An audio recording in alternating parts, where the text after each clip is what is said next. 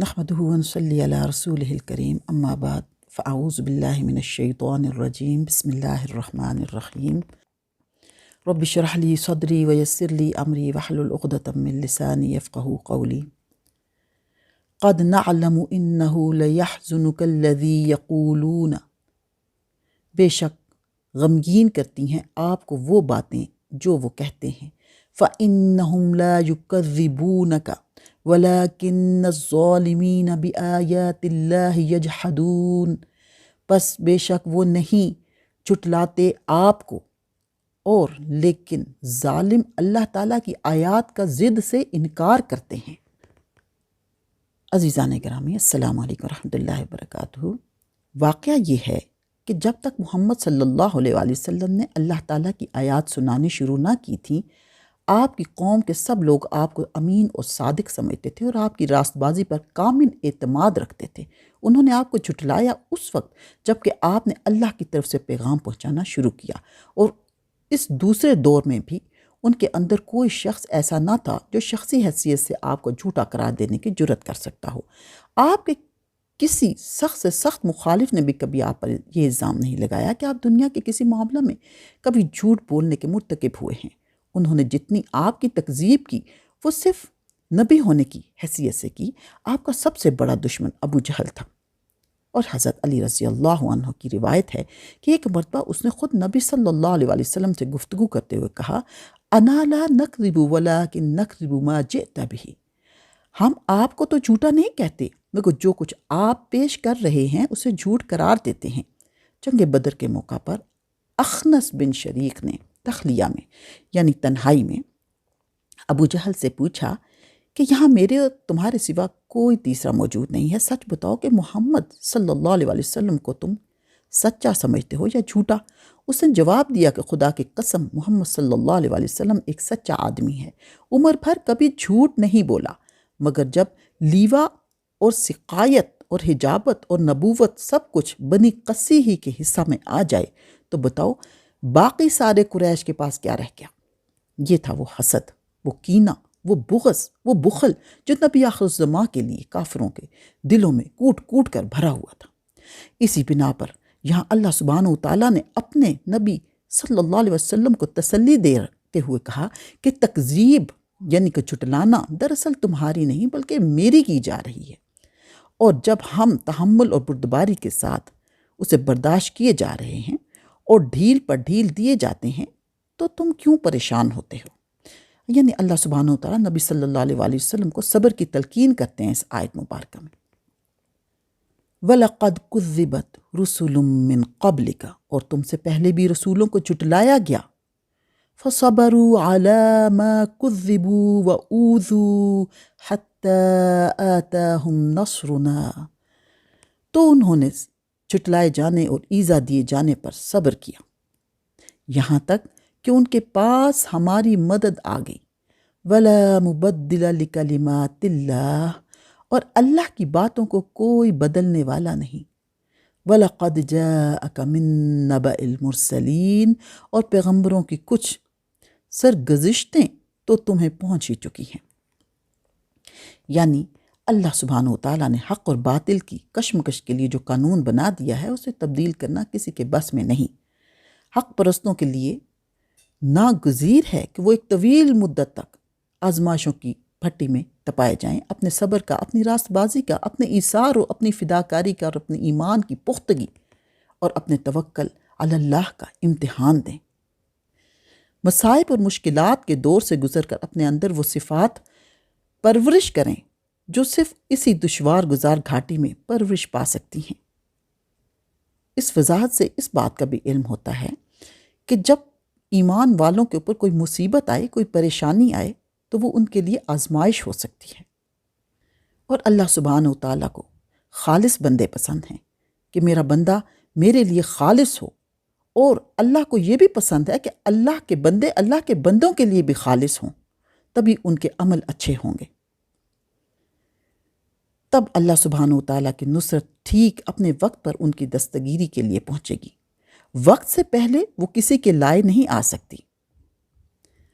بس اللہ سبحانہ و تعالیٰ اس آیت مبارکہ میں نبی صلی اللہ علیہ وسلم کو صبر کی تلقین کرتے ہوئے فرماتے ہیں کہ گزشتہ انبیاء کی طرح ہماری مدد آپ کے ساتھ ہی ہے۔ وَإِن كَانَ كَبُرَ عَلَيْكَ إِعْرَاضُهُمْ، اور اگر ان کا اعراض تم پر گراں گزر رہا ہے،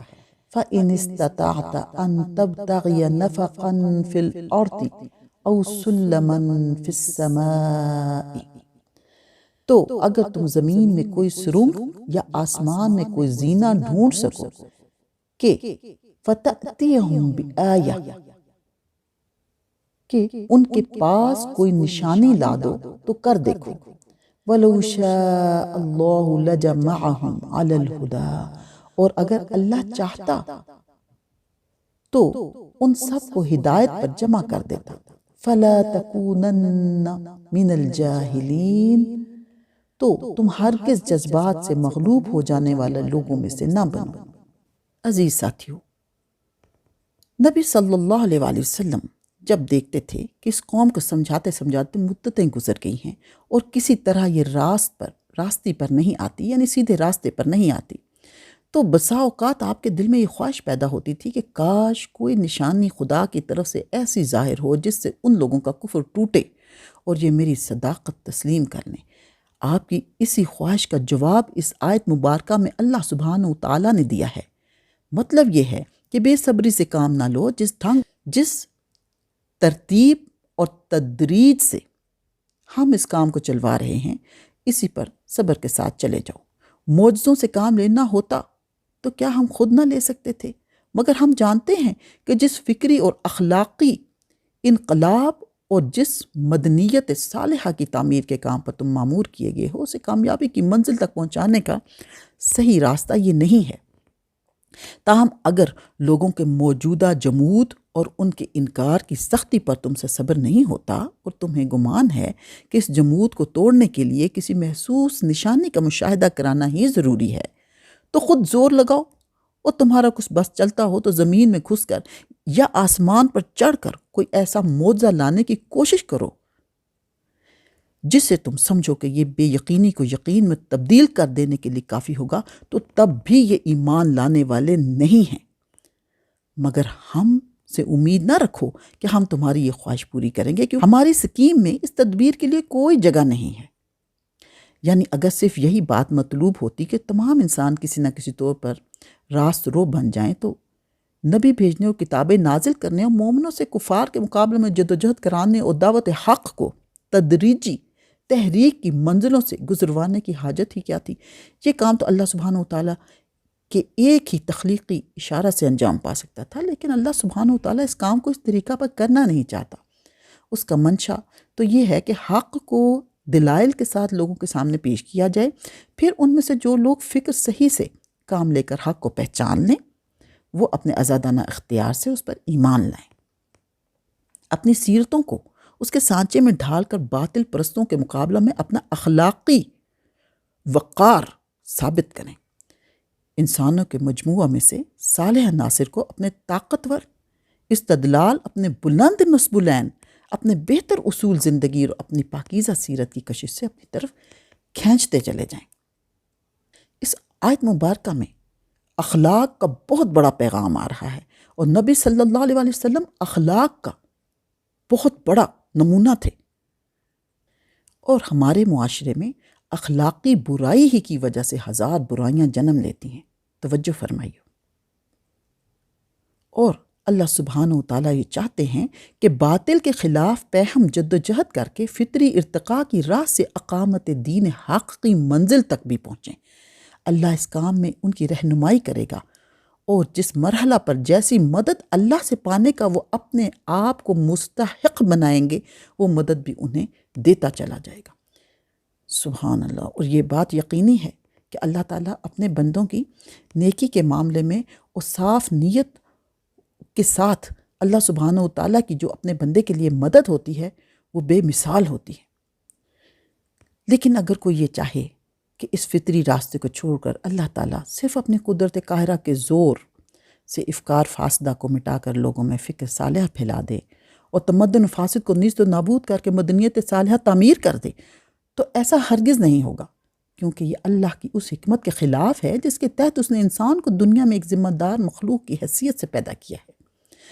اسے تصرف کے اختیارات دیے ہیں کہ جس طرح چاہے انسان اپنی مرضی سے زندگی گزارے، اپنے اوپر خرچ کرے، اپنی زندگی کا دن رات اپنی مرضی اپنی خواہشات کے مطابق گزارتا چلا جائے۔ پھر طاعت اور گناہ کی آزادی بھی اللہ سبحانہ وتعالیٰ نے بخشی ہے، امتحان کی مہلت عطا کی ہے، اور اس کی امتحان کی مہلت بھی عطا کی ہے، اور اس کی کوشش کے مطابق جزا اور سزا دینے کے لیے فیصلے کا ایک وقت بھی مقرر کر دیا ہے۔ آج میں یہ وضاحت کر دی گئی ہے کہ کفار کو صاحب ایمان بنانے کے لیے معجزات لانا نبی کے بس میں نہیں ہے۔ جو یہ تمام آیات پڑھی گئی ہیں ان میں اللہ سبحانہ وتعالیٰ نبی صلی اللہ علیہ وآلہ وسلم کو کافروں کے مقابلے میں صبر کی، خالص عمل کی، اخلاق کی اور پاکیزہ سیرت کی تعلیم دیتے ہیں، اور اللہ تعالیٰ حکم دیتے ہیں کہ یہی ساری خوبیاں ہم میں بھی موجود ہوں، کیونکہ ہم نبی صلی اللہ علیہ وآلہ وسلم کی امت ہیں۔ اللہ ہم کو نیک عمل کی توفیق عطا کرے، آمین۔